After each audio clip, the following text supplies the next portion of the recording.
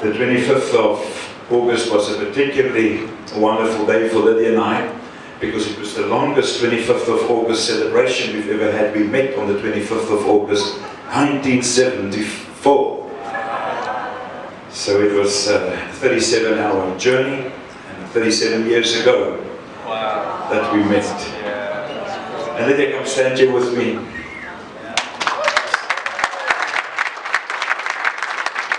Such a joy to have a believing sister traveling with me.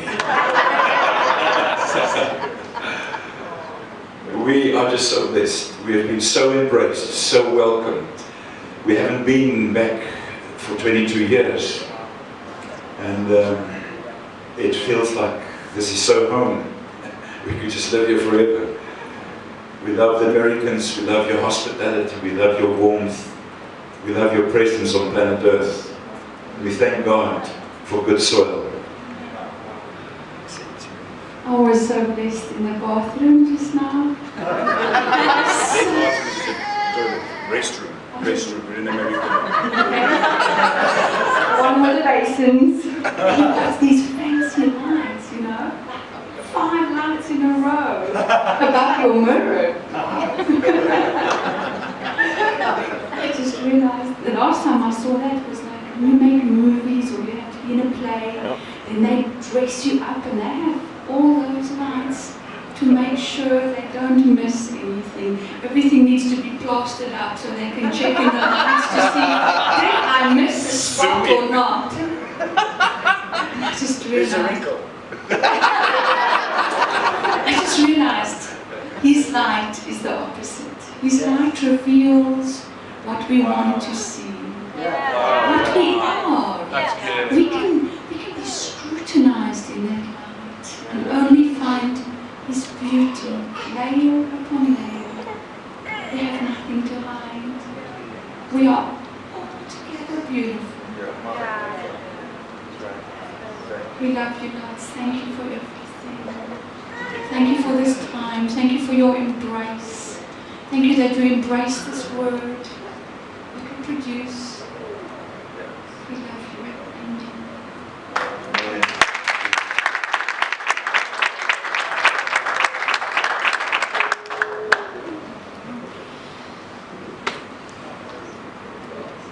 We live in such a wonderful age, the age of technology, and we're struggling sometimes to catch up. You know, I'm a 55 model, Lydia's a 57 model, so we learn a new language. You know, I just was able to get my first terabyte just a while ago now. I'm determined I'm going to call my next dog Terabyte. And it's just so awesome to realize that we are here streaming live, saying something that belongs to every nation, to every person on planet Earth. We are so aware that we are on God's property. We have our feet on God's property. Because in Psalm 24 and verse 1, David writes it very clearly. He says, the earth is the Lord's, not just a little fraction of it, the fullness thereof. The world and those who dwell in it. People are the property of God. He came to his own, says John in chapter 1, and even though his own did not roll out the red carpet, his own did not immediately embrace him, he did not delete his ownership. I'm so glad that Jesus came to unveil the original ownership, because there is only one Father. We began in God. We began, according to Jeremiah 1 verse 5, God says, I knew you before I formed you in your mother's womb. Your beginning, your Genesis is revealed in the Word that was before time was. There's so much more to our lives than just this brief history of planet Earth. And when Jesus arrived 11 years ago, his mandate was simply to unveil again what we have forgotten, to reveal again the very image and the likeness of God in human form. He shocked the Jews when he said, no man knows the Father. You know, your ideas of God became so diluted and so corrupted. He says, but I've come to reveal him. If you've seen me, you've seen the Father. We're so aware of the fact that Jesus came with no other mandate. He didn't come to win a few desperate votes for Christianity. Didn't want to come and just, gather a group together so that at least he could also have a presence and become another option amongst all the other gurus. A choice between, perhaps Muhammad and Moses and Buddha, for that matter. But he came to unveil the very truth about every human life. And so when we discover Scripture, we discover so much more than a leather-bound or plastic-bound book. We discover the very heart of God. When John begins to write, he's more than 90 years old. When he finally gets to write.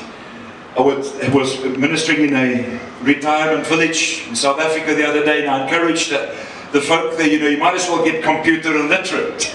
Because here's John, 90 years old, never went to school.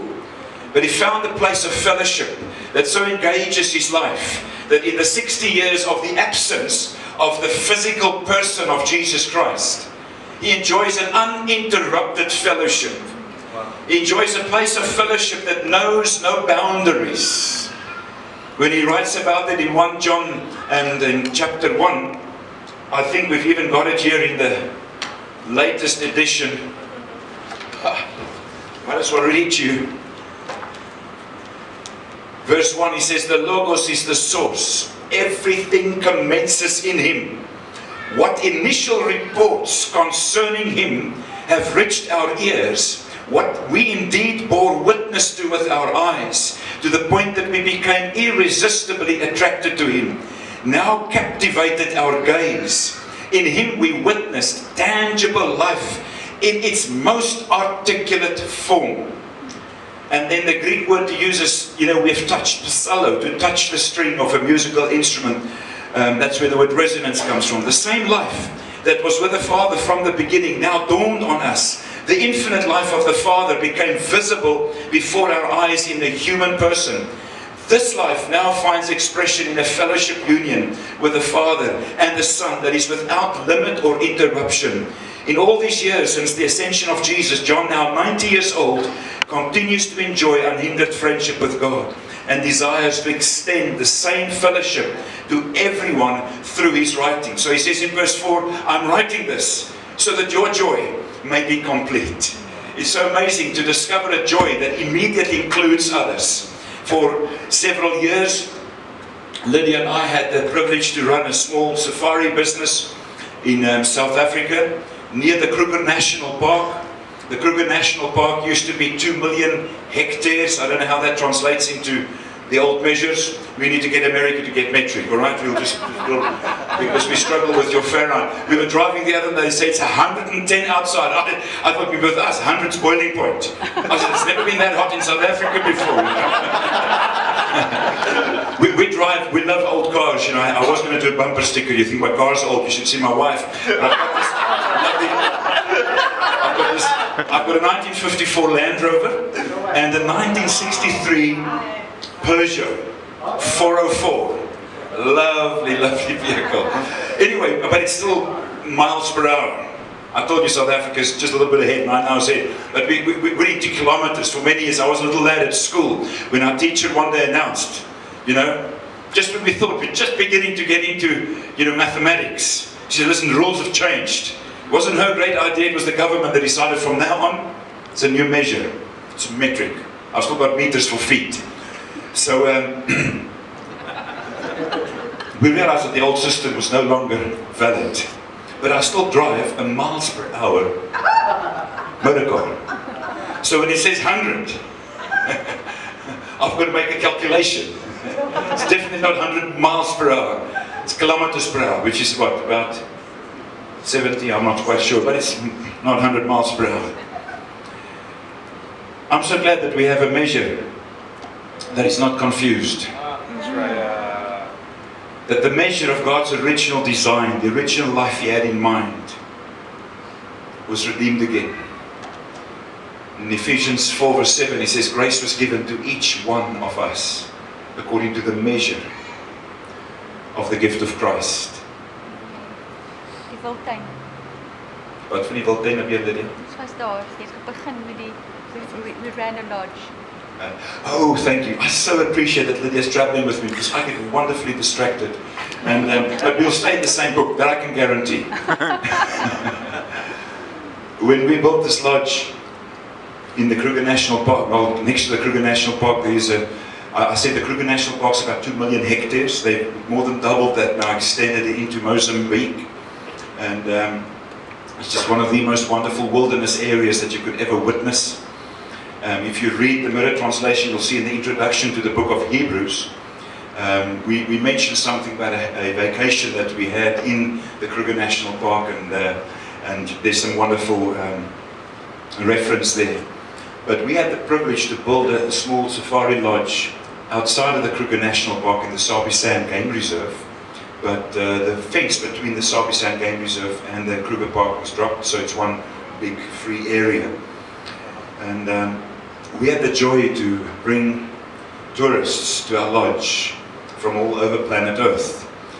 And you know, when tourists arrive, they come prepared with this huge expectation. They've read all the brochures, they've watched DVDs, and they want to experience the real thing. They've come to the right address. And they would normally come to our lodge for about 3 nights, and we take them on walking safaris, and in the evenings we'll go with a spotlight safari on the vehicles and witness what Africa had to offer. And it was our joy as guides to know that we're in the right place. We've got the season in our favor.